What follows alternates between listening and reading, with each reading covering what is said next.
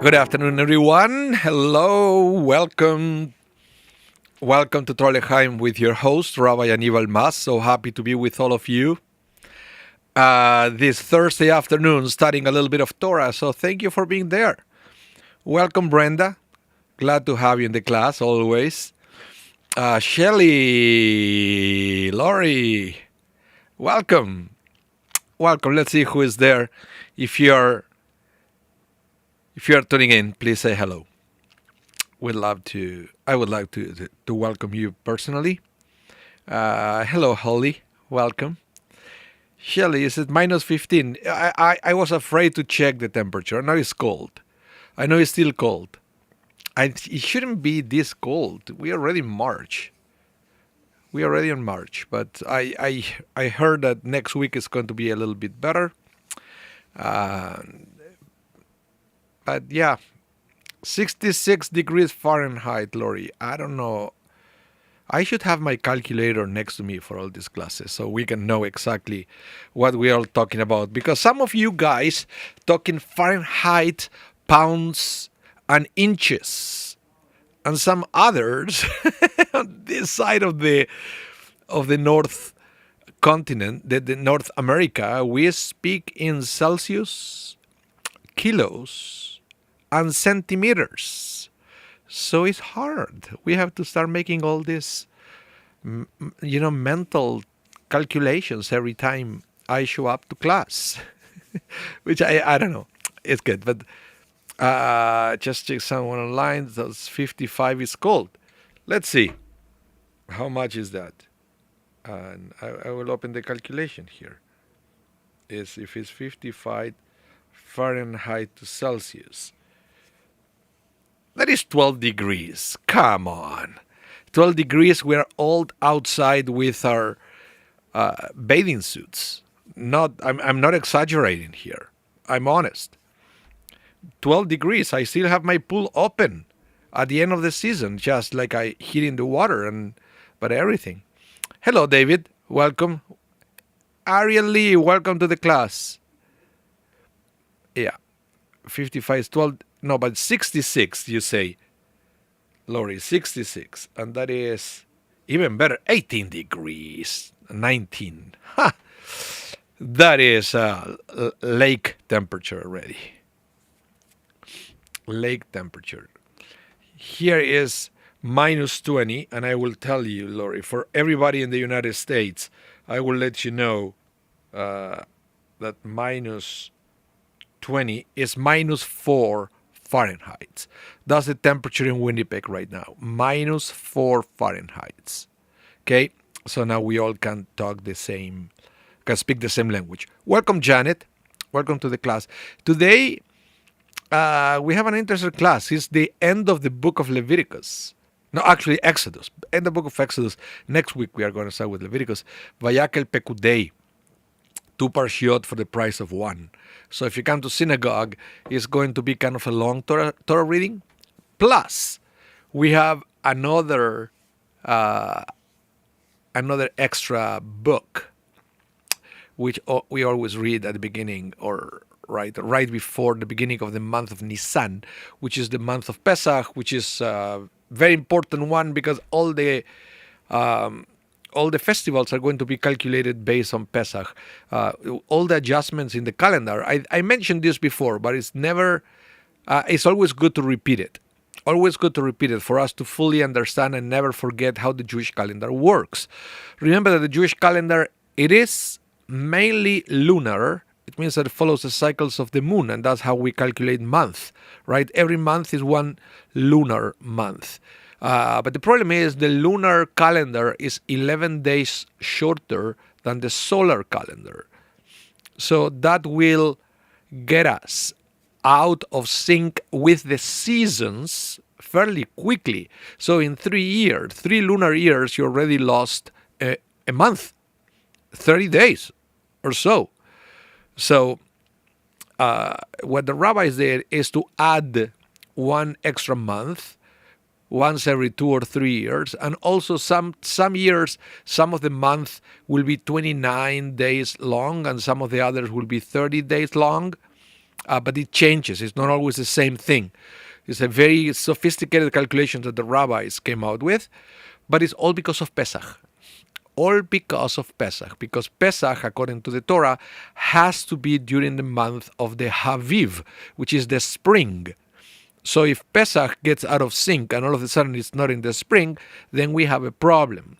So that's why the rabbis made this hybrid calendar that is mainly lunar, but is adjusted and is to be synchronized with the solar calendar as well. So all the festivals, not just Pesach, can correspond to a specific season of the year. Okay, so that's the thing with the calendar.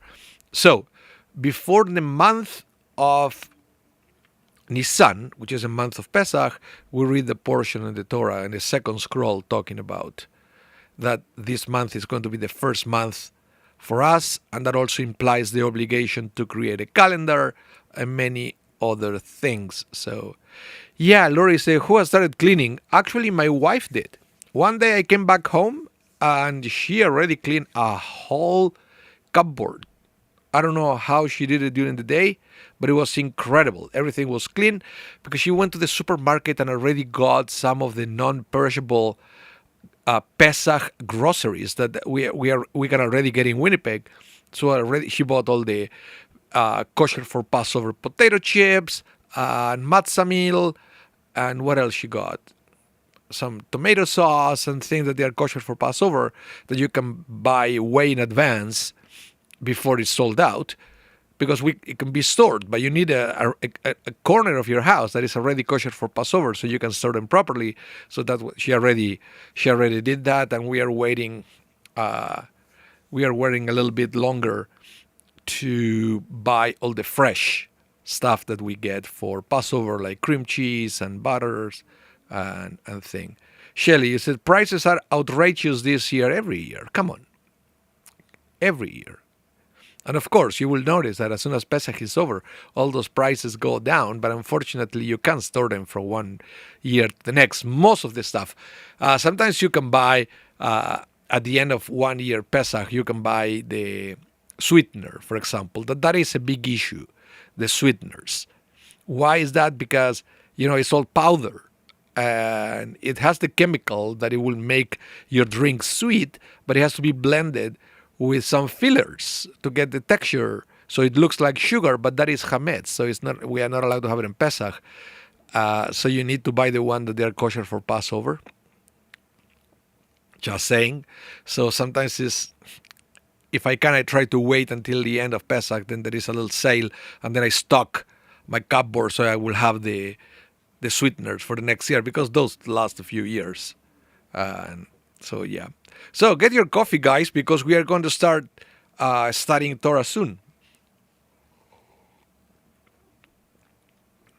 The no clamping agent is all chametz. All those things are all chametz. Sometimes the salt get mixed with that as well.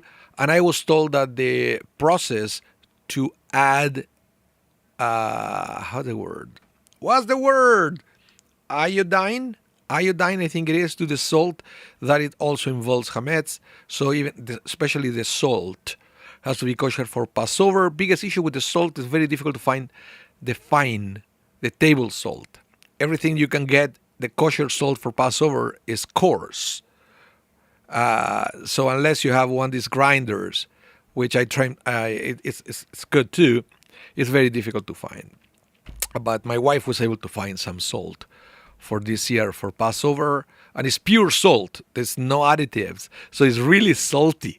That's what I think I had to remember when I cook. I also do a little bit of cooking, not too much for Passover. I had to remember to scale down the salt, otherwise everything is too salty for Passover. So maybe I should start teaching you guys things about Passover a little bit every week starting next class, because the preparation for Passover are insane. Everything we have to do, including for all of you to start planning selling your chametz. Shelley said in Canada all table salt contain iodine. Yeah, but we were able to find the kosher for Passover ones, the fine salt. And yes, as you say, Shelley, at an outrageous price. Nobody said that it's cheap to be Jewish. Nobody said that. Yeah, Shira can't find anything, you said, Ariel. Yeah, she is amazing, and she found everything. She goes to Sobeys like at least twice a week just to see if there is anything new that I may like or Ronen may like. So she got us, for example, the mayonnaise that I like very much all year round, actually. The kosher for Passover mayonnaise, I like it all year round. Okay, so we're going to study this week's Parsha. It had multiple topics. It's very difficult for me to give you a summary of every single topic mentioned in these 2 weeks Parshiot.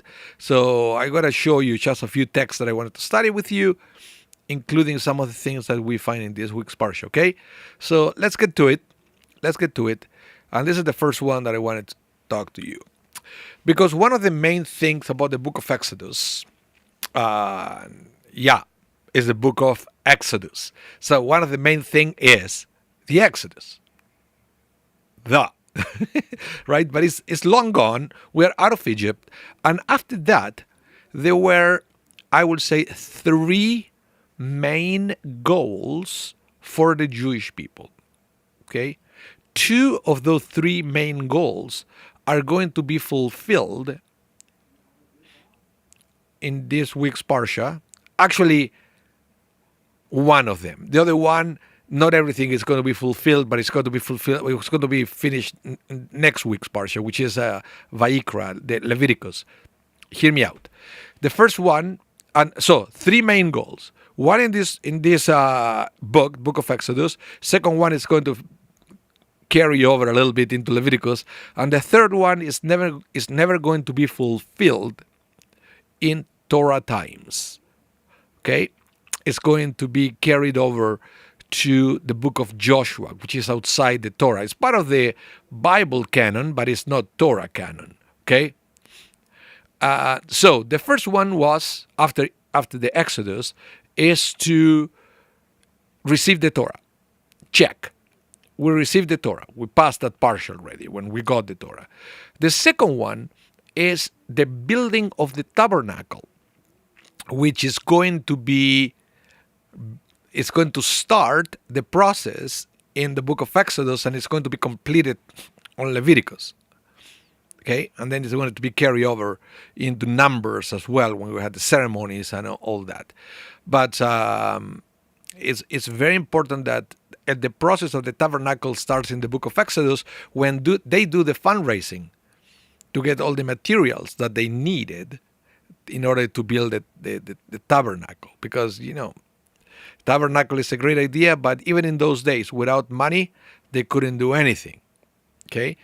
God is already making it clear that for certain things in life, we can't depend on God. We have to provide ourselves with our own materials and resources to do it. Doesn't mean that we don't have God's blessing and thing, but it's up to us. So this is a perfect example. At the end of the book of Exodus, we are going to have all this account of everything that it was collected from the generosity of the Jewish people in order to build the tabernacle. Okay, so that's number 2. Number 1 was the Torah, number 2 was the tabernacle, and number 3 will be entering to the promised land that unfortunately is not going to be fulfilled in the Torah. It's going to be fulfilled in the next book, which is the book of Joshua, where Joshua is going to finally get us into the promised land, and we are going to see how the Jewish people get settled in the land of Israel. Okay? So, let me read a little bit of some of the things that we learn from the account of everything that they got to build the tabernacle. Okay, everything they had to go through to build the tabernacle. So, Exodus 32:21, this week's Parsha, it says, "These are the accounts of the tabernacle, by the command of Moses, by the hand of Itamar, the son of Aaron." Well, the rabbis realize that it's interesting that in this verse 2 names are mentioned. One is Moses and the other one is Itamar. Two names. So the Midrash And the Mishnah will rule on this. Remember, everything that's in the Mishnah is law. It's oral law, but it's law. So it says that sages taught, always appoint at least two people together as trustees over public funds. Even Moses, who enjoyed the full trust of God, as it is written, in all my house he is trusted, figured the account of the sanctuary together with others, as it said, by the hand of Itamar, the son of Aaron. And this is very important, because in Jewish tradition, of course, there are some exceptions. There are some exceptions that there are single individuals that they go around requesting for money. And I don't know if you ever encountered such a thing. Back in the day, they used to call it the schnorrers. I believe these people who used to go from town to town collecting money, and then the word became something derogatory and demeaning to call somebody a schnorrer. But in the origins of that institution was somebody who was like a fundraiser who would go from town to town collecting money for yeshivas or thing. And when these people will approach possible donors, usually they will have the local rabbis with them. Because according to Jewish law, you always need at least two people. And this is law. This is law, by the way. You always need at least two people to collect or to take care of the money. So that's why these people with the schnorrers come to towns.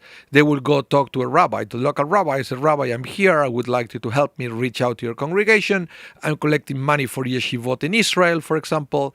And then the approach will usually be done by the rabbi and this person that is a professional fundraiser, just to avoid any kind of gossip.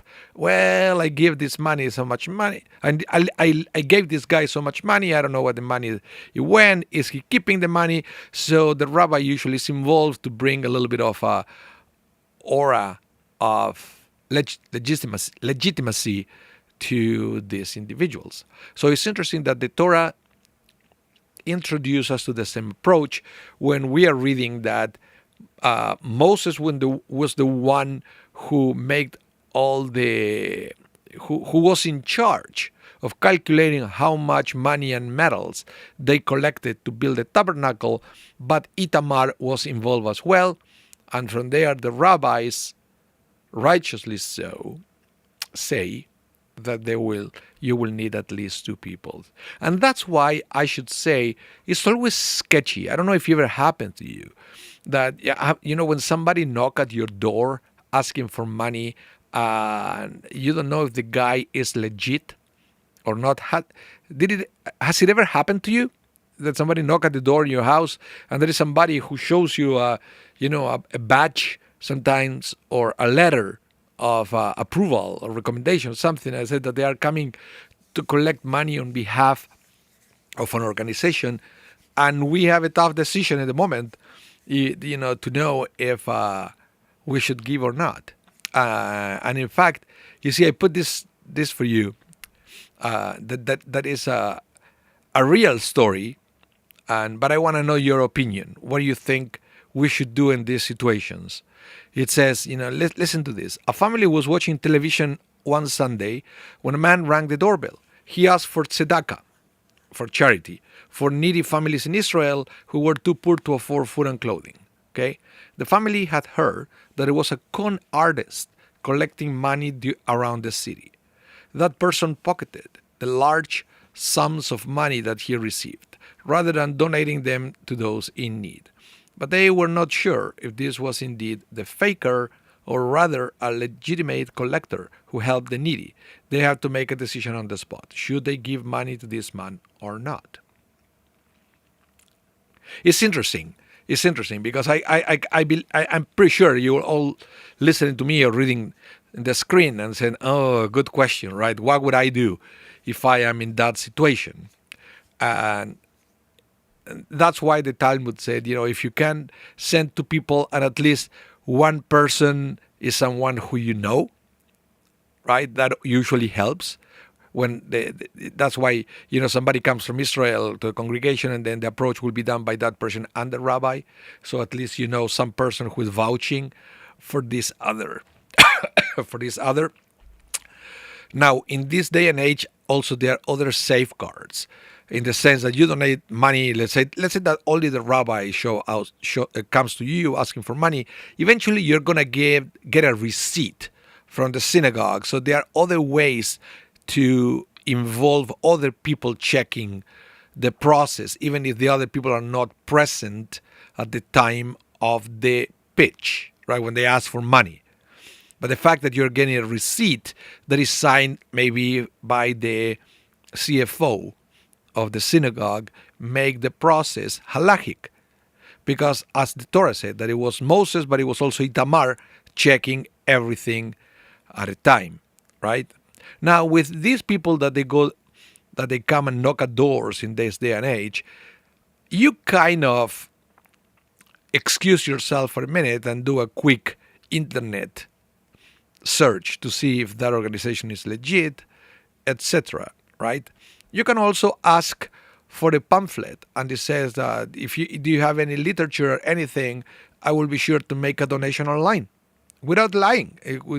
Honestly, if I always make my donations online. I never carry cash. So if now, I tried to do that once with these organizations that they provide free dental surgeries in Africa. That a man knocked at my door, and they accepted credit card and everything. And I checked it looked legit to me, and I gave, and I still give to this day. This was 2 years ago. I still give my receipts online, and then like a what you call it, like a charitable donation receipt at the end of the year. And that's another way to offer to do it online or through a credit card instead of giving cash, because to a person that I don't know what is going to happen. So if you have any doubt, at the end of the day, and I will give you a little bit more of halachic background here, the rabbi said that at the end of the day, it's your decision if you give or not. Even if you have a strong suspicion that the guy may be a con artist, you may say, he may be a con artist, but just because there is a chance that he is not, I will give the money. And that's totally fine. It's up to you. Okay? But it's also totally legit for you to excuse yourself to do a little research. Yeah. Hello, Rocky. Welcome. Yeah, late. No CDT here. Interesting. Well, we may be at the end of the CDT and all that thing here in Canada as well. There are conversations to try to unify the time all year round. Let's see where that goes. Who knows? So, in any case, so that's the thing with this. But let's go back to this week's parsha, okay? And the fact that there was a big fundraising for the tabernacle, and everybody contributed, and the Torah makes a point that at least 2 people were involved in the accounting. All of that to avoid any kind of gossip that maybe somebody pocketed some of this money for themselves. So it's always good to have somebody else to double check everything that is going on, and also to avoid honest mistakes as well, right? So I want to go back to halacha and to show you what the Talmud says or legislates about fundraising in Judaism. And the Talmud makes it very clear in the tractate called Bava Batra. It said, no position involving public money can be filled by less than 2 people. Doesn't matter the reputation of the person, by the way. Doesn't matter. It has to be always a second person double checking everything. Okay? When a position involves deciding how to spend public money, at least 2 people must be involved in making the decisions as well. That's why I said, if somebody knock at your door, because it's not public money, it's private money, it's your money, so you can make a decision if you give this person or not. Now, if you are a charity, the decisions on how that money should be allocated, it has to be made also by at least two people. It can't be one CEO or executive director makes those decisions. It's usually a board in this day, and that is halachic because it has to be at least two people. Hello, Jerome. Welcome to the class. I hope you feel better, my friend. But I'm happy that you made it to Torah L'chaim. Okay? So let's continue with this text. Therefore, when collecting tzedakah monies for public fund, at least two people must be present, or in this day and age, because we collect money in a different way, even if it's one person, the second person is not physically present, but is signing like a receipt that transaction was made, that was the amount, and that money made it into the bank account of the charitable organization. So it's very important that at least we have two people. Hello, Ashira. Welcome. Oh, you call me Rabbi. Ha! Funny of you, Ashira. So, hi, Rabbi. So I should say, hi, doctor. Welcome to the class. Okay. So, any questions about this? About the way we fundraise and all that? And yes, Ashira, this is my third coffee of the day. Before you ask. So, okay, no questions. Let's move on. Hello, Amparo. Welcome to the class. Okay, let's move forward now to verse 40 of the book of Exodus. We are approaching to the end of the book, right? Brenda said, who is counting? Well, everything has to be double checked. That is the other thing. Everything has to be double checked. And it's interesting that even in this week's Parsha, it also made it clear that everything was counted twice. Okay? All the metals and materials that were donated for the tabernacle were counting twice, and we believe that it was done by two different people, just to be sure that no mistakes were made. So everything has to be done. Hello, Randy. Everything has to be done by two people. So you count everything twice. And this is happening, I know it's in the Torah, but even in these days, right? When you have companies and think that at the end of the day, you have the company making their own numbers, and then eventually you have an auditors that it will double check that everything is correct, right? So the Torah gives us this advice that eventually became, I will say, pretty normal in these days to operate this way. So let's continue. Exodus 40:17. It says, it came to pass that the tabernacle was erected. Now, this is very interesting because I want to stop here for a second on the word, it came to pass. Once in a while in the Torah, you will have that expression, it came to pass. The Hebrew word is vayehi. Okay, it came to pass, vayehi. It appears multiple times in the Torah. Now, I want to read this, what the rabbi said, that is very interesting. You'll say what I'm going. It's just fascinating. It says, whenever the Torah uses the word vayehi, came to pass, it connotes a sad event. Do you know that? That one way or another, every time the Torah says vayehi, something sad is about to happen, or something bad. Now, this is interesting because now the rabbis ask, what sadness was there in the tabernacle's completion? They're just saying, they had all the material, they were able to do this. What's so sad about it? Not that it was built. Of course, I would say it's still not operational, but it's done. So what is so sad about it? It should be celebration after celebration after celebration. Hooray, we did it. Listen to this because this is very interesting and I think applies to many different areas of our life, even though the example that they're going to give is a little sexist, but you have to put it in the context where this is coming from. Okay? I usually don't like to edit things to make us feel a little bit better in the language, because we have to understand that it was an evolution in Judaism and even the way we understand certain things. So take it like that, okay? Everything in this text has to be taken into the right context. And it says, what's so sad about the completion of the tabernacle? Let's continue. This is comparable to a king who had a contentious wife. So he said to her, "Make me a purple cloak." So, as long as she was preoccupied with it, she did not quarrel. When her work was completed, she brought it to the king. The king saw it and was pleased with it. And then he began to cry. "I'm so sad." Say his wife, "What is it, my lord? I have labored to do your will, and you cried, 'I'm so sad'?"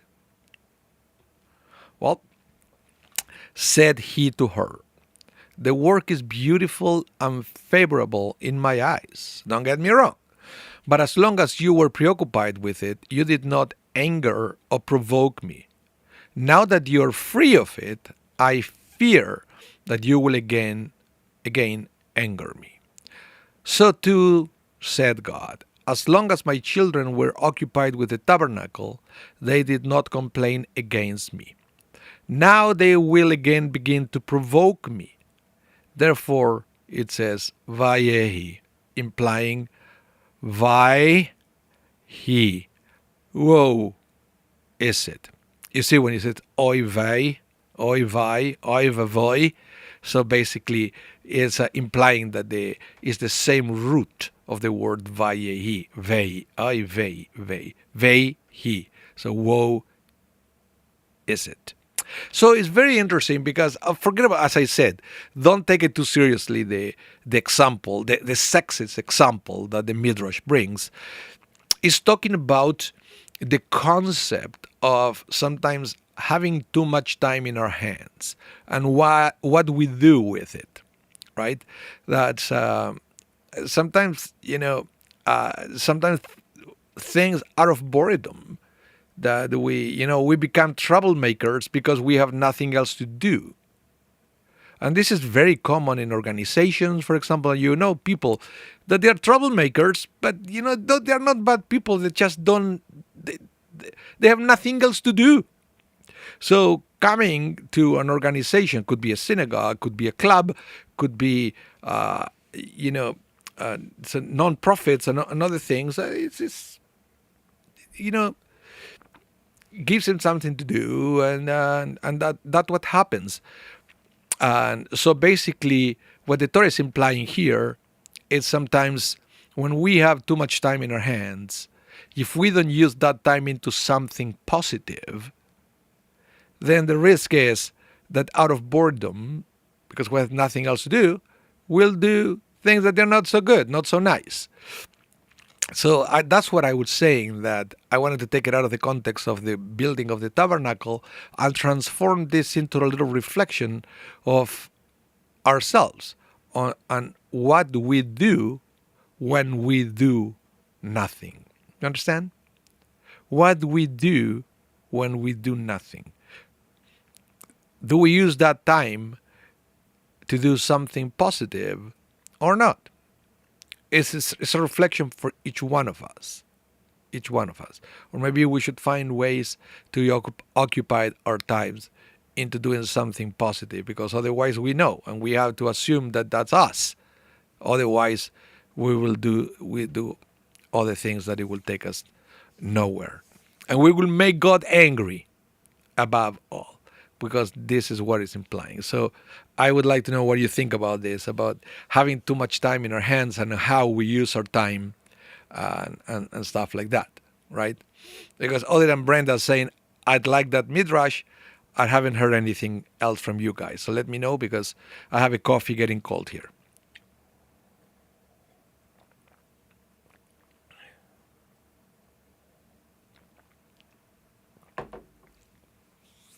What do you think? Otherwise, in a minute, I will go to the next text. We can keep studying this.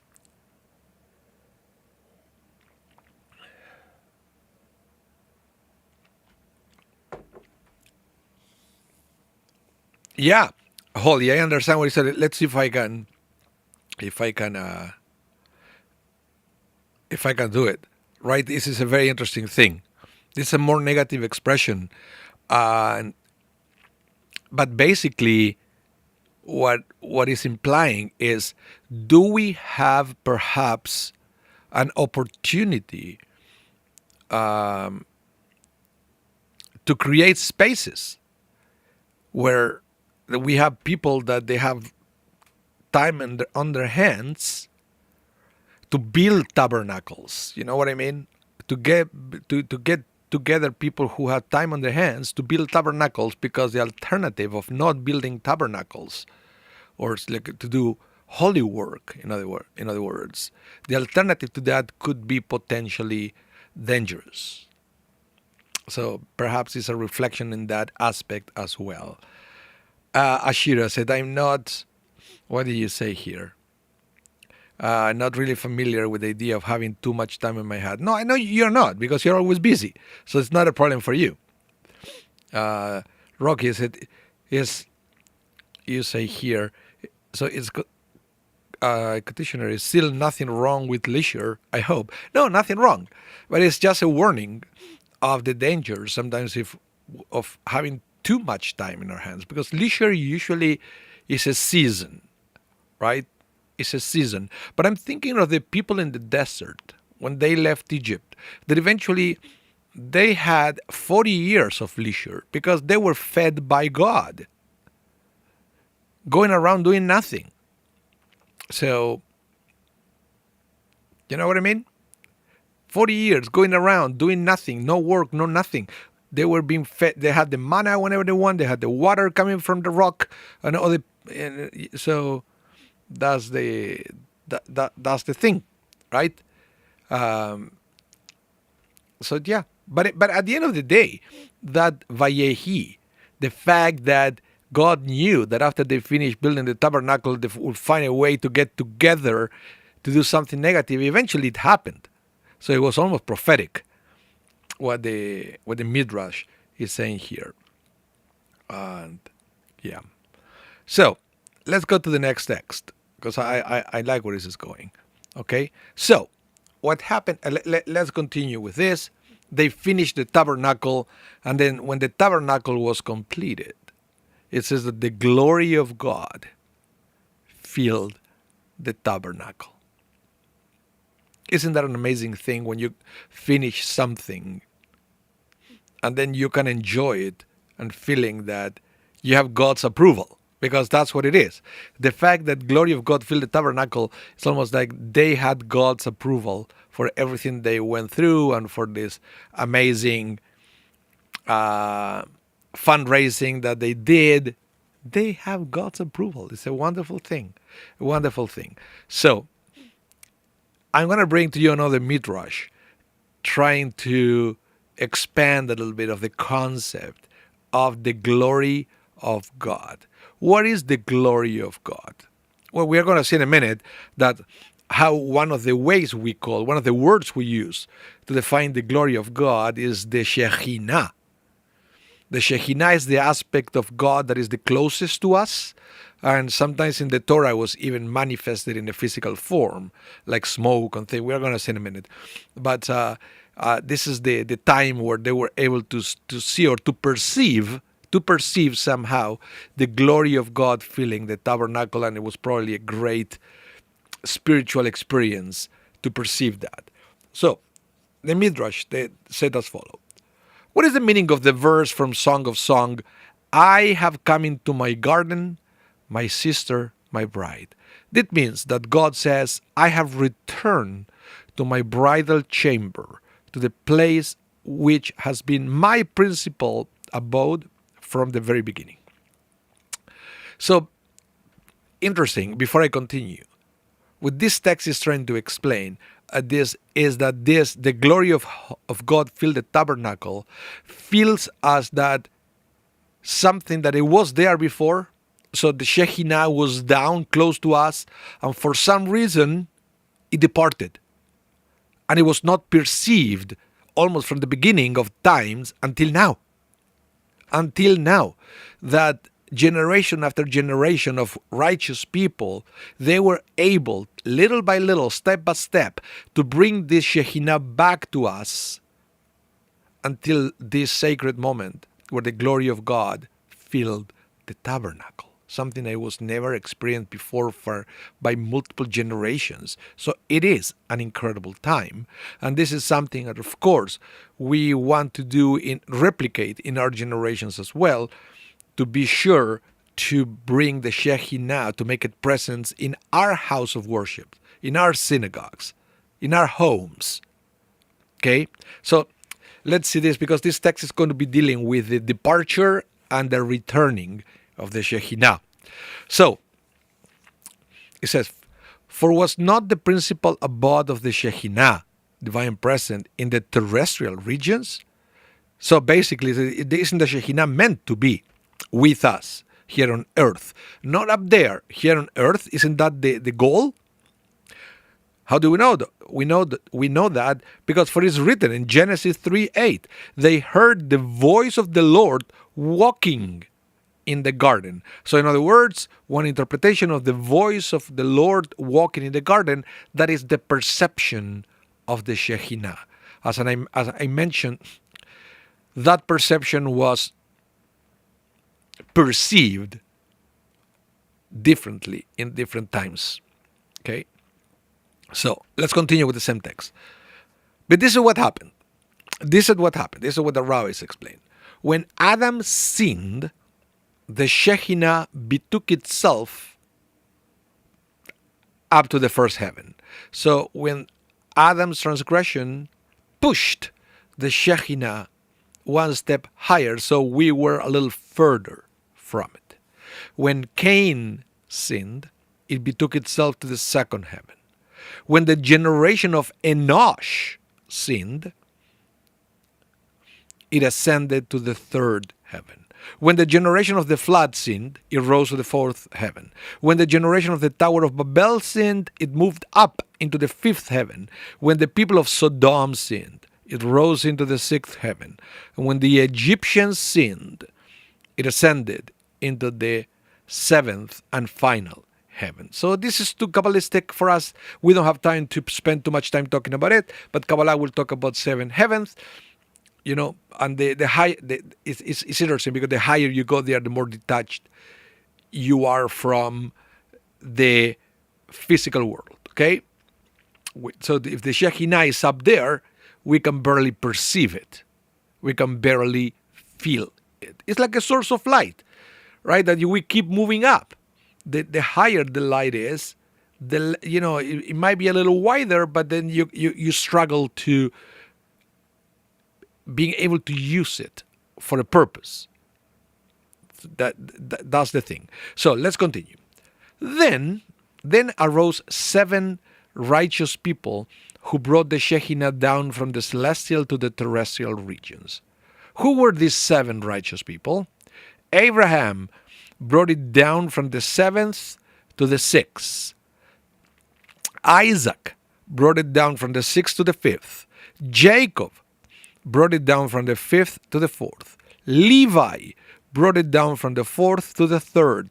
Kehat, also from Levi, the descendants of Levi, brought it down from the 3rd to the 2nd. Amram, and that was Moses' father, brought it down from the 2nd to the 1st. And Moses brought it down from the celestial to the terrestrial region. So Moses was able to complete this process by leading the Jewish people, but also by coordinating the construction of the tabernacle. Moses was the last link into this chain. But I believe that it's not just Moses, because it was Moses and his generation that they were all working together to make this happen. So let's continue here. When did the Shekhinah came to dwell on earth again? On the day when the tabernacle was erected. As it says, the cloud covered the tent of meeting, and the glory of God filled the tabernacle. So this is very interesting because he's talking about It's talking about a multi-generational process to bring the Shekhinah closer to us. And I believe this is important for all of us to understand, because sometimes it's really discouraging when we are trying to do something for this world or for our community, for our synagogue, for our family, for others, and then you feel that your life is not long enough to achieve everything that you are trying to achieve. So the message is, don't worry, you have to do your best. You have to play your part. Your work may not be completed. That's why Pirkei Avot in the Mishnah says, you know, it's not up to you to complete the job, the task, but it's not up to you to quit. So it is up to you to quit. So basically, it's in your hand never to quit the task. Now, success or failure is in the hands of God. How far you're going to go is in the hands of God. Your job is to keep moving. Okay? Your job is to keep moving. And we see this here with great tzaddikim, with great righteous people that they are way more righteous than you and I. And they couldn't complete the task on their generation. And it took multiple generations to bring the Shekhinah back. So we should never get discouraged because we cannot complete what we want to do. Yeah. What are you guys talking here? I'm looking just at the chat, and I think you're a little distracted with other conversations. It's very interesting. Ashira, what do you say here? Is it, let's see, I remember learning that jobs considered completed by God, which could be a very different benchmark from the one we ourselves set. Yeah, and our job is to do our 100%. That is our job, our 100% of whatever is in front of you. The thing is, even by you doing the 100%, the job may not be completed or may need further follow-ups.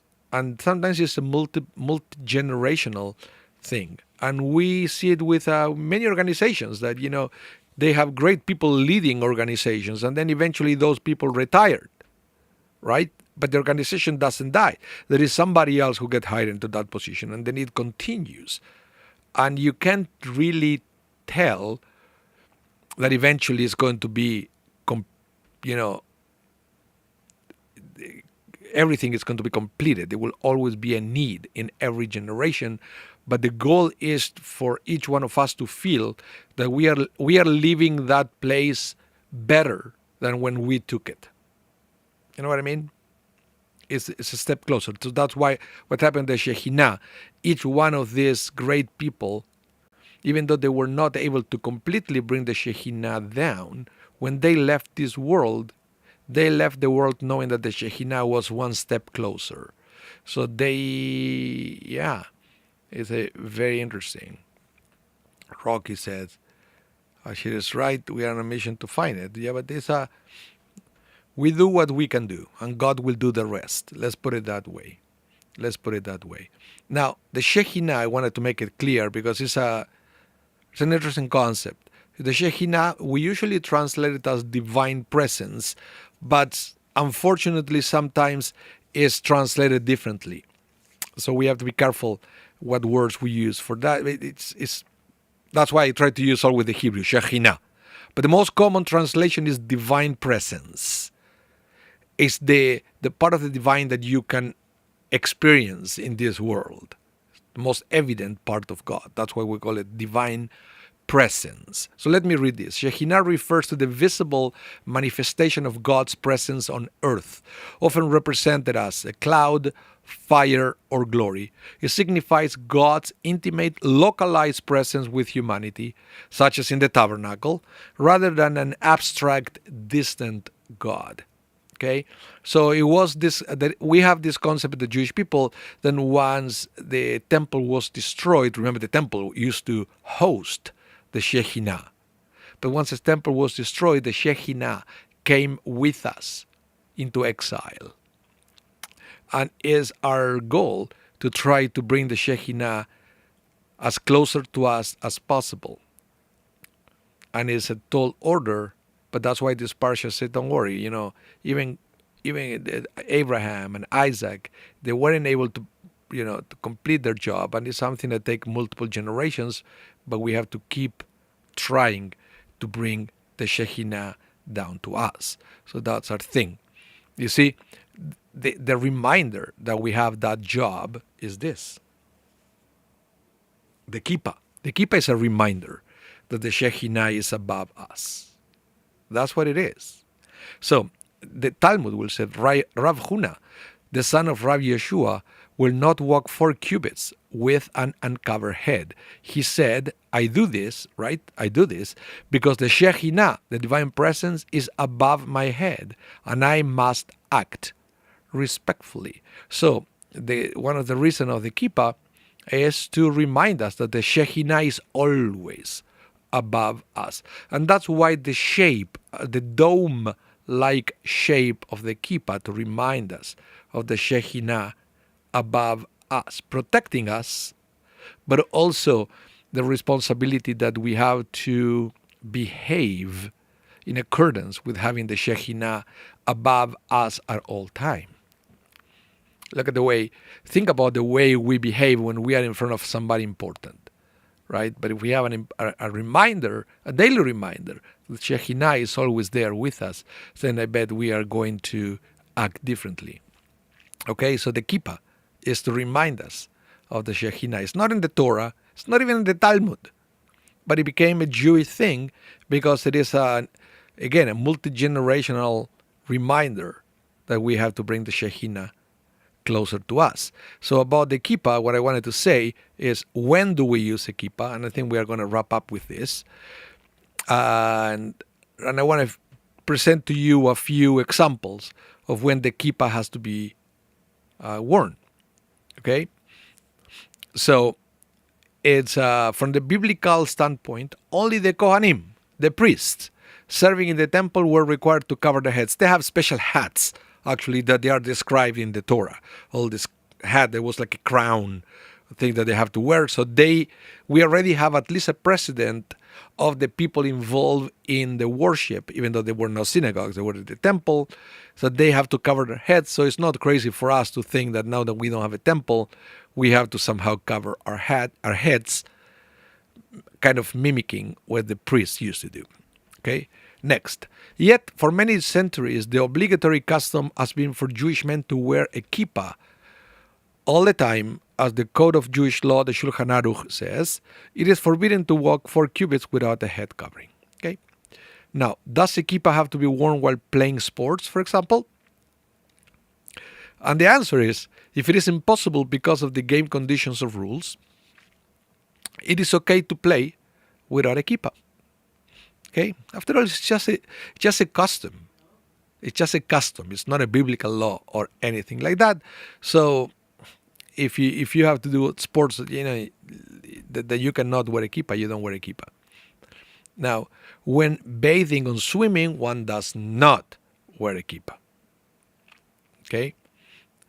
A head covering is obligatory while engaged in prayer and Torah study. So while it's recommended to wear it at all times, the 2 times that we have to do it is when we pray or when we study Torah. Okay? And then anything, including a baseball cap or a scarf tied around one head, qualifies as a head covering. So, yeah, if you're in a situation where you don't want to wear a kippah because it may be dangerous, or maybe you're a person who likes to cover their heads all the time, but you are going to be in a place that is very windy or playing a sport or thing, you can wear a hat. A baseball cap is totally fine. It's totally fine to wear it at all times. But, according to the rabbis, if you're going to come to shul, wear a kippah. It's more respectful to use a regular kippah in shul and not to use a baseball cap or a toque or something like that. You're in shul, wear a kippah. Okay? Well, thank you so much, everyone, for tuning in. to this edition of Torah L'Chaim, always with your host, Rabbi Anibal. So happy to be here with you week after week. So if you haven't done so, give us a thumbs up for the video, right? And if you haven't done so, please subscribe to our channels. That's always good. So you will be notified every time we go live, right? Or every time we upload something to our platforms. It's always great to be in touch with all of you in so many different ways of forms, and we are very active online. So please subscribe so we can be in touch beyond the scope of Torah L'Chaim. So thank you, everyone. Have a wonderful rest of your day. Stay safe. I hope to see you soon. And if you missed any part of this class, don't worry. We are going to rebroadcast this class tonight at 8 Central Time. Okay, Central, Western Central. Okay, for people who are in a different time zone like Rocky here. So it's going to be restream 8 p.m. Central Daytime tonight. Thank you, everyone. Have a good day.